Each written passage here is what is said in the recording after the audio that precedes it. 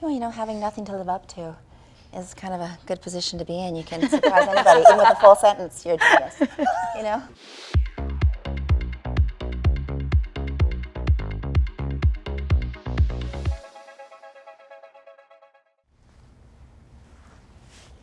Gia, when did you exactly envision Pamela to star as Shelley in this film?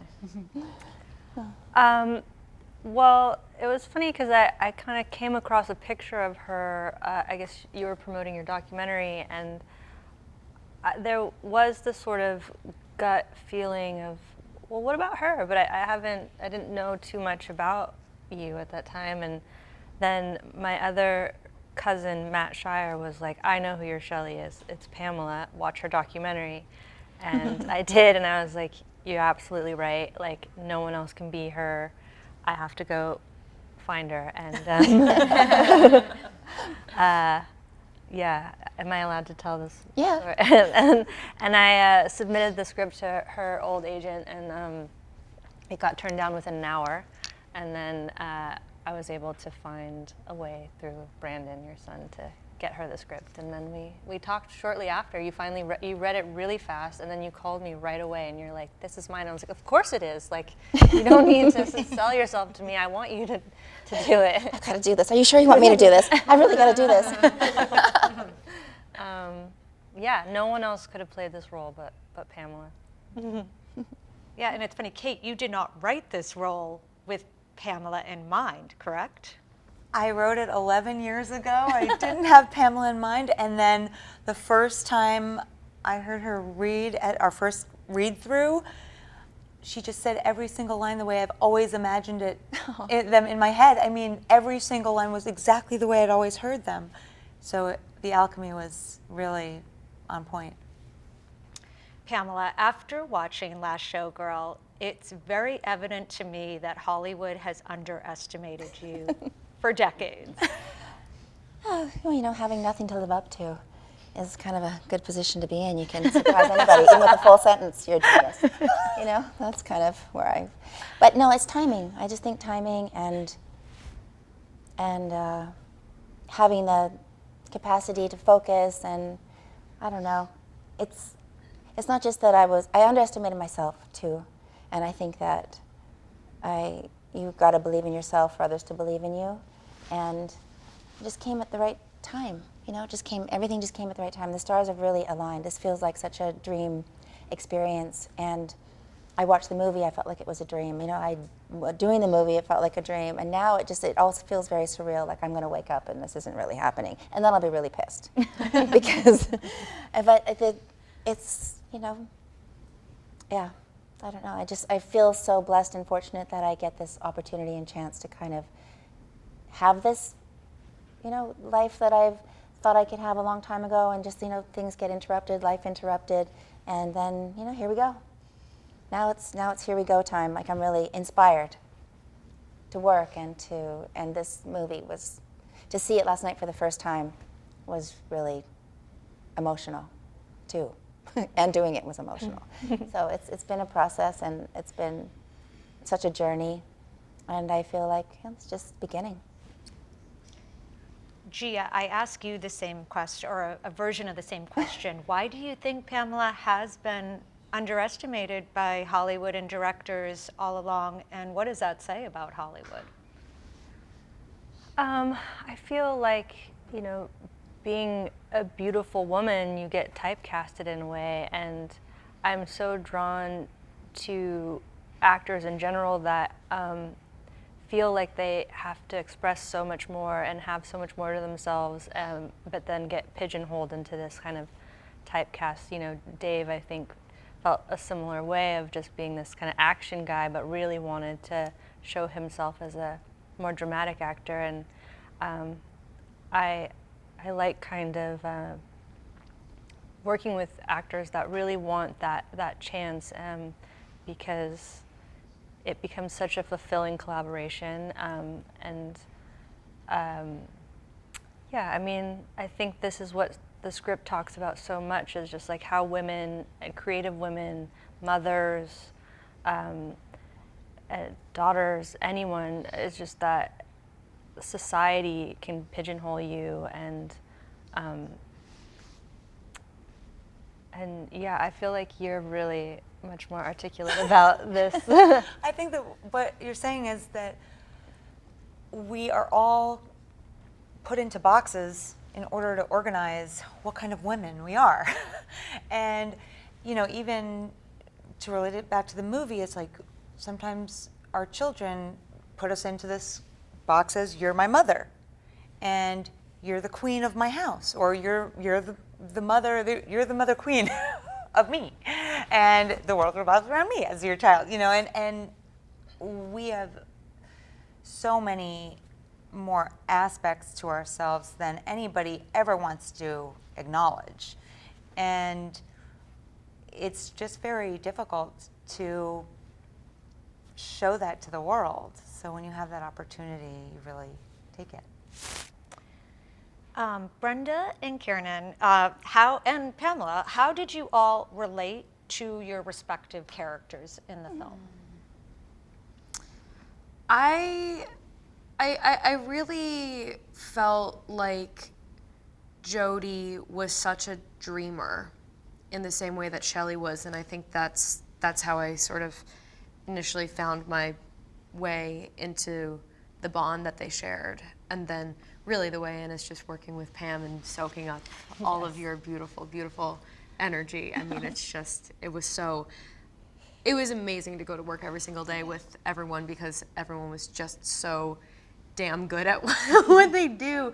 But I think I related to her spirit and her hope, and also this idea that as you get older, there's these little things that sort of dim your light a little bit. And you know, I'm 24 and she's 19, and there's certain odd, weird, scary things about being 19 where you just kind of don't exactly know who you are, but you don't know that you don't know who you are, so everything just feels like it's sort of crumbling in on you. And I definitely try to find my way back into that. I think she's different from me in many ways, but that universal experience of growing up and understanding the world around you and your frontal lobe literally developing and seeing things in a different kind of way, I definitely relate to. Yeah, and the thing is, I like on the opposite end of the spectrum, I think Marianne really represents the woman who has sort of been beaten down by life and just, you know, going to work and doing this very glamorous job, but it's her 9 to 5. And I think she's forgotten how wonderful her job can be, and the joy in dancing and the joy in being in front of a crowd.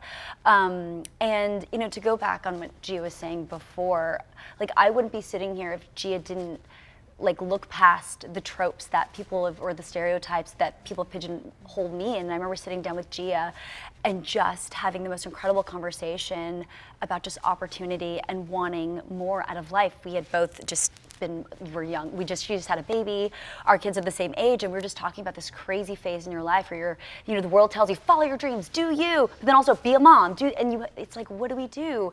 And finding that balance and being able to see that story being sort of told in a different perspective really drew me in. And Marianne, I had to like sort of dive into this time in my life in my early 20s where I think I was just in this cycle of going to set every day, and I was like, Brenda, you are doing what you have dreamed of doing your entire life, but you've forgotten because it's became so monotonous almost being on a long-running show, and trying to get to that place where it's like I automatically drive to stage. Like I get in a car and I remember the show ending, and for the first few weeks I would get in a car and start driving to set. Like, wait, what am I doing? Like, and I think that's Marianne. I think she got in a car every day. She would just drive to the Rio. The film depicts a number of humiliating job experiences and auditions. I asked the 3 performers here, what has been your worst experience or audition ever? Oh my gosh. I want like a good, nothing, too. If I'm being honest, nothing jumps to the top of my Same. mind, and I really want, I mean, I've definitely all. I feel like every bad audition is like, I think it's like, I was like, oh my God, every experiences, audition is terrible. I'm never overthinking, getting anything. That's how I feel. So maybe every audition. I feel like life is an audition. We're auditioning for everybody. Everybody's love and acceptance. It's a constant thing, isn't it? Yeah. Feels like, sometimes I look at myself, I'm like, who am I auditioning for? Like, I'm smart, I can read, I can do this, I can do that, I can cook, I can have a garden, I'm really cool. But You were the so coolest. we're all auditioning. Really are. You're the coolest. And so, yeah. But that scene, like as it opens the film and then sort of closes the film, where this man is just sort of like looking through you, and he's like, he doesn't even see you as a performer or as anything other than just some widget that he can either plug into his production or not. And is that something that there is a parallel in Hollywood? Well, I think I like the fact that she's not a pushover. I mean, Shelley is very, she has this optimistic look on life, but she also has her boundaries. They're different maybe than other people's, but I like that she challenged him in that scene and stood up for herself, because, you can't leave that. You can't, like, I feel like you gotta be able to, like, I'm 57 and I'm beautiful. Like, I thought that was a real powerful line. It's like, she's kind of lying her way through, and then it's just like, you know what, screw it. I'm 57 and I'm fucking beautiful. Sorry, beautiful, that's what's the line in the movie. So I do feel like at the end of the day, that's, you have to have your value, your sense of worth, and it's a crazy business. It's based on, but you don't want to become bitter. Like, I feel like that's the parallel too with Shelley and I, is that, if you're bitter, they win. So just, you got to keep up, just keep enjoying it all, the good, the bad, the ugly, all of it. It's a creative process. There's nothing easy about it, and we're blessed to be in it. So that's how I feel about it too. As much as this film looks at ageism, I also see the parallels of how the young are also treated as equally disposable, and you see some of that in Hollywood. Brenda, you and your partner Macaulay Culkin both started out as child actors, and that can be as fraught. Are you able to commiserate with one another about how the industry treats the very young? Here's, for me, I think we had vastly different experiences as child actors. So that's an interesting conversation that we've had, because I've been doing it since I was 3 and I still love it. Something must be wrong with me. But the thing about it is, I think you just learn to not take anything personally at a young age, because the thing is, at the end of the day, this is just a job. As with anyone at any job, everyone feels disposable. I think it's just harder to take on, because sometimes it's like, no, you just don't look right, you're not tall enough. And to not take that personally at a young age, I think is the difficult thing, because you don't understand that, you don't understand this. And I feel just really lucky, because my experience has been really lovely, because the way that my parents treat it, and Kiernan, who also has been doing this since she was 6 years old, it's a testament to my parents, who this was just an after-school activity till I became an adult. And I think that's what really got me through, and it really was just like me doing a play at school, or it didn't become a career choice until my mom got breast cancer for the first time, and I booked The Sweet Life and also got into college, and I had to sort of choose which sort of direction I want to take, because it could no longer be an after-school activity. So I think for me, it never really hit me till I actually became an adult, like how disposable and difficult this actually really is, because my parents sheltered me from it, because it wasn't like a business to them.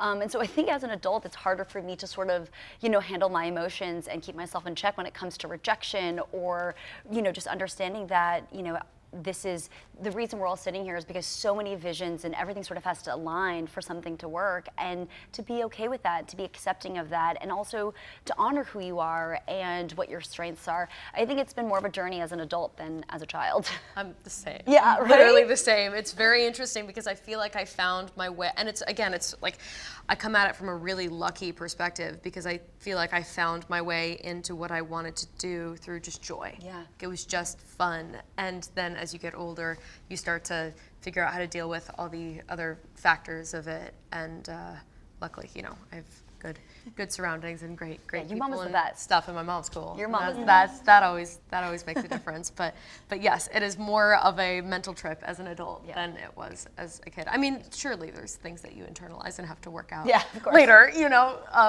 but not unscathed. But still, it's nice if you can find your way in through just like a childlike sort of joy and love of something. Final question, the dancing. And Kiernan, you have that one great best. And Pamela, Brenda, tell me how you all kind of trained and got prepared for doing these like very vulnerable type of dancing. I was really lucky because Greg Butler, who I worked with on Broadway, came and did some of the choreography and all of the choreography, right? Yeah, he was a fantastic. gentleman and worked with me as well. I mean, like we trained for a very long time. Like we just kept on in between scenes, on days off, we were in the studio dancing. And the other dancers were so helpful on the day as well, incredibly helpful, because I am not a trained dancer and not anywhere close to it. You can tell there is not a lot of Marianne dancing. Thank you, Gia. And the thing about it is, we also didn't have a lot of, at least for me, I remember sitting down with Gia and she's like, so how do you feel about going to Vegas in 3 weeks? I was like, 3 weeks? Yes. What? But the thing about it is this being on this set, it was so collaborative, so incredibly safe, and everybody, you could turn at any point and be like, I need help with this, or can someone help me? I remember Greg coming in and just being like, let's go into this room and let me just walk you through some simple steps to make you feel comfortable. And I mean, that's really all it is. Like at the end of the day, we kind of just have to swallow our pride and just do our best, right? I just want to add that, for me, the dancing was such an interesting way for these women to kind of cope with their issues of, they seem so kind of lost and free when they get to sort of express themselves in that way. And then learning with the actual dancers from Dita Von Teese's show, who I think at some time also worked in Jubilee.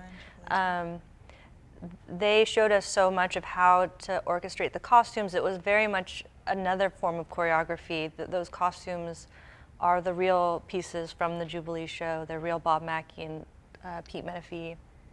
And they're museum pieces. They hadn't left the building in 30 years. And just the production value of those pieces is so interesting.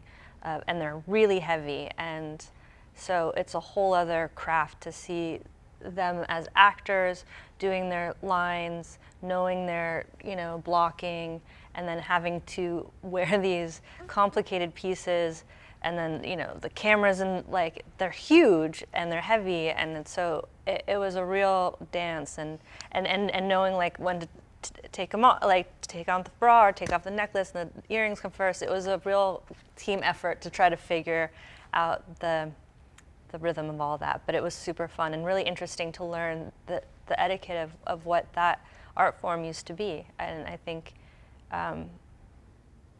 it's just, we want to sort of shed light to that art form that really was a special time and meaningful to those dancers, and took a lot of effort, and that just doesn't exist anymore. And I think I'm also really drawn to that level of taste in art, and how it shifted from not, having that same kind of level of detail and of appreciation. I think there was rules, right, with headdresses. You could only have them on for so many minutes. Yeah, and then I had to make you wear it for really long, because it's we can't keep resetting the camera. So yeah, I was you like, guys I'm are not taking this off. We're just doing massage it. after or something. Yeah. Oh yeah, you guys. Yeah, we had to leave our head. Yeah. It's wild. It's so fun though to be able to wear those costumes and the history, and we were all just so enamored with everything. It was wonderful. It was really a great experience. I can feel every time you say the headdress. I feel it. Really feel My my neck. head start to get heavy. You all have PTSD from the... No, The best good kind. fun. I want to go back to the real. Yeah, I want to go back. Now, kind of. No, you don't. I do. I know. I do too. Every day. I do too. It's weird. That smell lives with me forever. Yeah. Yeah, That that's good carpet. smell, the carpet. You can't get it out there. Congratulations. On that note, Thank you. On that note. Shout out to the Rio. Shout out to the Rio.